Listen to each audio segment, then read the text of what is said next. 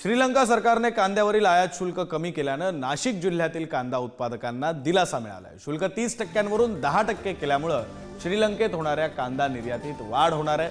नाशिकसह देशातील सुमारे 9% कांदा श्रीलंकेत निर्यात करण्यात येणार आहे। प्रतिनिधी किरण ताजने आपल्यासोबत फोन लाईनवरून जोडले गेलेले आहेत, त्यांच्याकडून अधिकचा तपशील जाणून घेऊया। किरण, खरं तर नाशिकमध्ये कांद्याचं उत्पादन मोठ्या प्रमाणावर आहे आणि त्यामुळे आता शेतकऱ्यांना या निर्णयामुळे काहीसा दिलासा मिळणार आहे।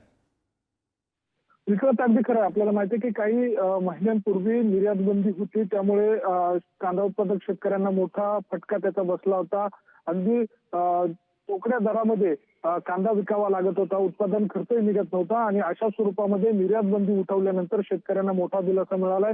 4,000च्या वरतीचा भाव आता क्विंटल मागे शेतकऱ्यांना मिळतोय आणि असं असतानाच आता श्रीलंका सरकारनं देखील निर्यात शुल्क जे आहे ते 30%वरनं ते कमी केलेलं आहे। ते 10% कमी केल्यामुळे हा मोठा दिलासा नाशिकच्या शेतकऱ्यांना मिळणार आहे। परिणामी याचा दर हा आगामी काळामध्ये वाढण्याची दाट शक्यता वर्तवली जाते। त्यामुळे कांदा उत्पादक शेतकऱ्यांना मोठा दिलासा मिळाला आहे। आगामी काळामध्ये ज्या ज्या सरकारकडनं निर्यात शुल्क लावलं जातं ते देखील कमी व्हावं अशा स्वरूपाची मागणी आता शेतकरी वर्गाकडनं केली जाते। विक्रम, बरं, धन्यवाद किरण, तुम्ही दिलेल्या या सविस्तर माहितीसाठी।